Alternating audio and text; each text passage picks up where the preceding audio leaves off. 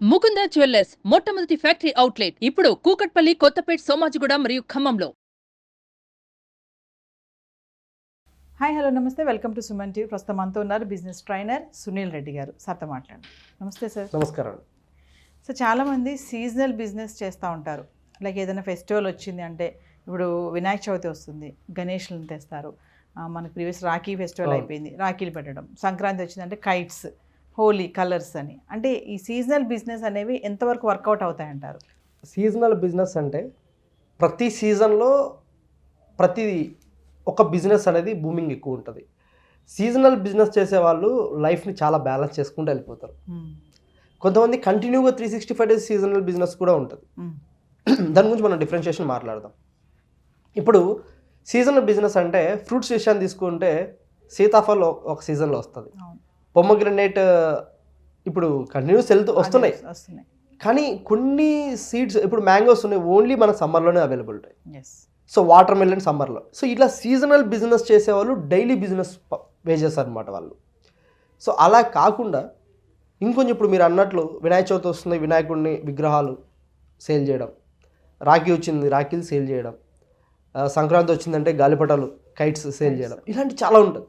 కానీ ఈ seasonal business అనేది ఎప్పటి వరకు ఉంటుందంటే, సీజనల్ బిజినెస్లో వస్తే హై ప్రాఫిట్స్ వస్తాయి, లేదంటే హై లాస్ వస్తుంది. నెక్స్ట్ మనకు దీపావళి వస్తుంది, దీపావళికి కూడా క్రాకర్స్ అనేది కూడా అది కూడా సీజనల్ బిజినెస్సే.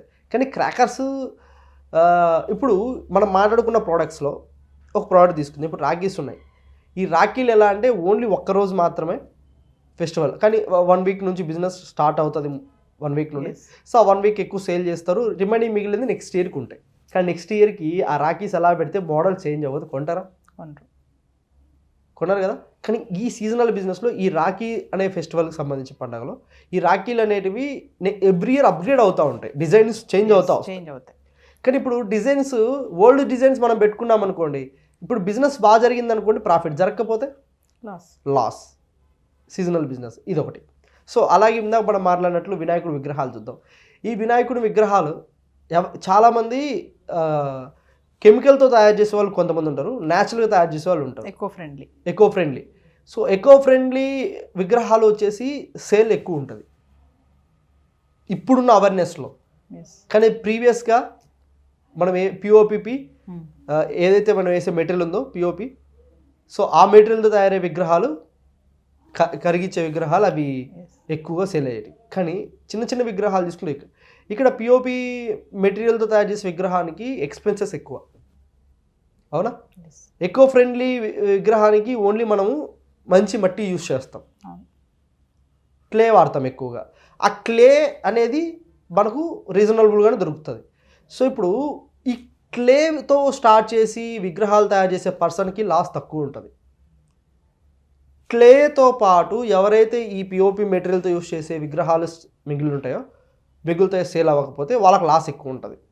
ఎందుకంటే వాళ్ళ మెటీరియల్ హై క్వాలిటీ మెటీరియల్ వాడుతున్నారు, కానీ దాంట్లోనే ఎక్కువ ప్రాఫిట్ ఉంటుంది.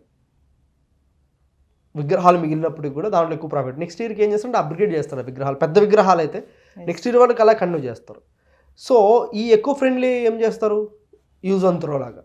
కానీ నేనైతే ఏం సజెస్ట్ చేస్తానంటే, ఈ సుమన్ టీవీ ద్వారా ఈ ఇయర్ వినాయక చవితిని మీరు అందరూ ఎకో ఫ్రెండ్లీ వినాయకుడినే తీసుకోండి.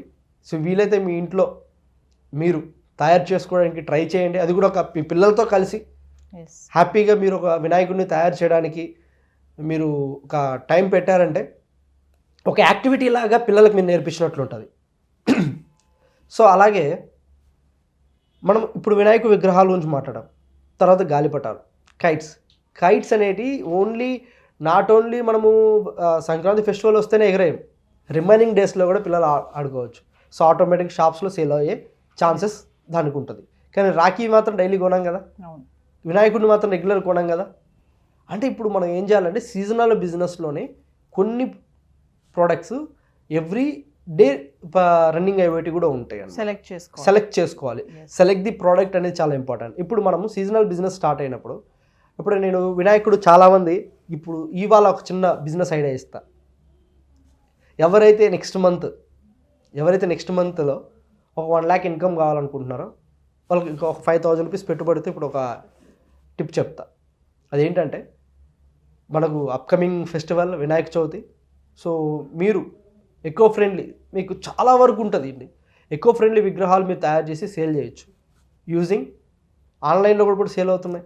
మీకు ఆల్రెడీ తీసుకుంటే అమెజాన్, ఫ్లిప్కార్ట్లో వచ్చేసినాయి, కొన్ని స్టోర్స్లో వచ్చేసినాయి.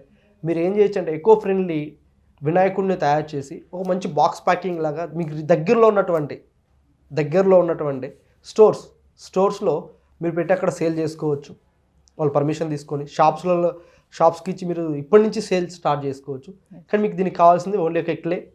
కానీ వినాయకుడిని తయారు చేయడానికి కావాల్సినటువంటి ఒక స్ట్రెచర్, ఆర్కిటెక్ట్ లాంటిది మనకు షీట్స్ మీకు బయట మార్కెట్లో దొరుకుతాయి. ఆ షీట్స్ యూజ్ చేసుకొని సో ఆ క్లేని దాంట్లో ఎటువంటి అన్క్వాలిటీ లేకుండా క్వాలిటీ ఉన్న క్లేని తీసుకొని కంప్లీట్గా దాన్ని చేసేసి విగ్రహాలు చేసి దానికి మీ దగ్గర ఉన్నటువంటి ఆర్ట్ అండ్ స్కిల్ తోటి పెయింటింగ్స్ కానివచ్చు, దానికి ఏదైనా అడిషనల్గా యాడ్ చేసి మీరు కనుక అవి సేల్ చేసుకోగలిగితే వినాయక చవితి ఫెస్టివల్ లోపల మీకు ఒక 1 lakh రూపీ ఇన్కమ్ ఉంటుంది. డెఫినెట్లీ ఇప్పుడు రన్నింగ్ బిజినెస్ అది. ఇప్పుడు ప్రజెంట్ రన్నింగ్ బిజినెస్ ఇది. ఆల్రెడీ ఈ బిజినెస్ స్టార్ట్ అయ్యి చాలా రోజులైంది. ఆల్రెడీ ఒక 2-3 months నుంచే విగ్రహాలు తయారు చేయడం మొదలు పెట్టుంటారు. కానీ సో మీరు హై ఎండ్ బిజినెస్ చేయకపోయినా కూడా ఇప్పుడు ఫర్ సపోజ్ నేను దీనికి 1 lakh రూపాయలు వస్తాయా సార్, మీరు చెప్పినంత ఈజీనా సార్ అని అడగచ్చు. ఎగ్జాంపుల్ చెప్తాను. ఇప్పుడు మీరు బయట విగ్రహాలు చూస్తే మినిమం మన ఇంట్లోకి ఒక ఫ్యామిలీకి కావాల్సిన విగ్రహాలు బయట చూస్తే 500 నుంచి 1000 రూపీస్ పెట్టాలి. అవునా? ఈజీ. అది ఎక్కువ ఫ్రెండ్లీయా ఇంకోట అనేది పక్కన పెడితే, కానీ ఎక్కువ ఫ్రెండ్లీ మీరు మ్యాక్సిమం అండి ఒక 300 రూపీస్కి మీరు అమ్మచ్చు విగ్రహం. 300 రూపీస్ మీ ఖర్చు, దానికి ఖర్చు ఓన్లీ మీరు న్యాచురల్గా తయారు చేసే క్లేకి అయ్యే ఖర్చు 50 రూపీస్ అనుకుందాం. మీరు చేసిన దానికి 250 రూపీస్ ఈచ్ వన్ మీకు ప్రాఫిట్ ఉంటుంది. సో ఇప్పుడు అదే మీరు రీటైల్ స్టోర్స్ ఏవైతే ఉంటాయో మీకు దగ్గరలో ఉన్న షాప్స్, అంటే స్ట్రీట్స్లో ఉన్న షాప్స్కి మీరు ఒక్కొక్క షాప్కి 10-20 మీరు సప్లై చేసుకున్నారంటే 10-20 ఈచ్ షాప్కి మార్జిన్ ఒక 100 రూపీస్ పెట్టి మీరు ఒక 300 రూపీస్ మీరు తీసుకొని అట్లా మనము రీటైల్ చేసుకున్నామంటే సో 100 రూపీస్ మార్జిన్ తోటి మీరు అలా ఒక 100 విగ్రహాలు తయారు చేస్తే ఎంత వస్తుంది? 10,000 రూపీస్. 10 షాప్స్కి వేస్తే అయిపోతుంది. అదే 100 కాకుండా 1000 విగ్రహాలు మీరు చేయగలిగితే అంటే నేను 100 రూపీస్ ప్రాఫిట్తో చెప్తున్నా. అంటే డిఫరెన్షియేషన్ అండి. ఇంకా మనకు టైం ఉంది పర్చేస్ చేయడానికి. అందరు పీపుల్స్ ఆల్మోస్ట్ 4th నుంచి స్టార్ట్ చేస్తారేమో, 4th, 5th. So 1 day before start చేస్తారు మోస్ట్లీ. సో ఇట్లా మీరు ఈ బిజినెస్ని గ్రాప్ చేసుకొని ఇమీడియట్లీ మీరు చేసుకోవచ్చు. లేదు అనుకుంటే ఆల్రెడీ మ్యానుఫ్యాక్చరింగ్ యూనిట్స్ ఉంటాయి, వాళ్ళ దగ్గర నుంచి విగ్రహాలు తీసుకుని మీరు డైరెక్ట్ స్టాల్స్ పెట్టుకుని కూడా సేల్ చేసుకోవచ్చు. ఈ సీజనల్గా డబ్బులు సంపాదించే వాళ్ళు చాలామంది ఎక్కువ ఉన్నారండి. సో కేవలం వినాయకుడు విగ్రహాలు చేసి డబ్బు సంపాదించే వాళ్ళు ఇయర్లీ 1 చేసే వాళ్ళే ఉంటారు. సంవత్సరం మొత్తం విగ్రహాలు తయారు చేసుకుంటారు. 1-2 రోజులు 3 రోజులు సేల్ ఉంటుంది వాళ్ళది. వాళ్ళు లక్షలు సంపాదిస్తారు. Actually last year Vinayaka Chavithi ఫెస్టివల్కి సో మా హోమ్ టౌన్లో సో మేము పెట్టే విగ్రహానికి మేము వెళ్ళినప్పుడు అక్కడ ఉన్నటువంటి పీపుల్స్ వాళ్ళతో మాట్లాడితే సంవత్సరం మొత్తం మీరు ఏం పని చేస్తారంటే సంవత్సరం మొత్తం మేము విగ్రహాలే తయారు చేస్తాం సార్ అన్నారు. కానీ మా బిజినెస్ కేవలం 1 నెల రోజులు మాత్రమే ఉంటుంది సార్ అన్నది. ఆ నెల రోజులు ఇన్కమ్తో 1 year బ్రతికేస్తారంట వాళ్ళు. అంటే చూడండి ఎంత బిజినెస్ అండి. అంటే అంత ప్రాఫిట్స్ ఉంటాయి ఇందులో. సో తప్పకుండా ఈ అవకాశాన్ని ఉపయోగించుకోండి. ప్రజెంట్ ఉన్న సిచ్యువేషన్లో ప్రజెంట్ మీకు ఉపయోగపడే ఒక బిజినెస్ అనమాట. అండ్ ఇంకొక బిజినెస్ ఐడియాతో మళ్ళీ కలుద్దాం. మీ సెషన్స్ గురించి ఒకసారి. మనం ఎవరైతే అప్కమింగ్ ఎంటర్‌ప్రెన్యూర్ అవ్వాలనుకున్నారో స్టూడెంట్స్ మీ అందరికీ ఒకటి ఉంటుంది, నేను సొంతంగా కంపెనీ స్టార్ట్ చేయాలి, బిజినెస్ స్టార్ట్ చేయాలని. కానీ నిజంగా మీరు స్టూడెంట్ అయ్యి కంపెనీ స్టార్ట్ చేయాలనుకుంటే తక్కువ ఇన్వెస్ట్మెంట్తో ఒక హై ప్రాఫిటబుల్ కంపెనీ మీరు స్టార్ట్ చేయాలనుకుంటే కింద స్క్రోల్ అవుతున్న నెంబర్కి మీరు ఇప్పుడే కాల్ చేయండి. మా మాస్టర్ క్లాస్కి ఎన్రోల్ చేసుకోండి. మంత్లీ 50,000 నుండి 10 lakhs రెవెన్యూ ఎలా జనరేట్ చేయాలి, ఎలా కంపెనీ సిస్టమ్ మేనేజ్మెంట్ ఎలా వర్క్ అవుతుంది, కంపెనీ స్టార్ట్ చేయాలంటే ఏమేమి ప్రొసీజర్ కావాలి కంప్లీట్ అనేది వర్క్షాప్లో మీకు చెప్పడం జరుగుతుంది.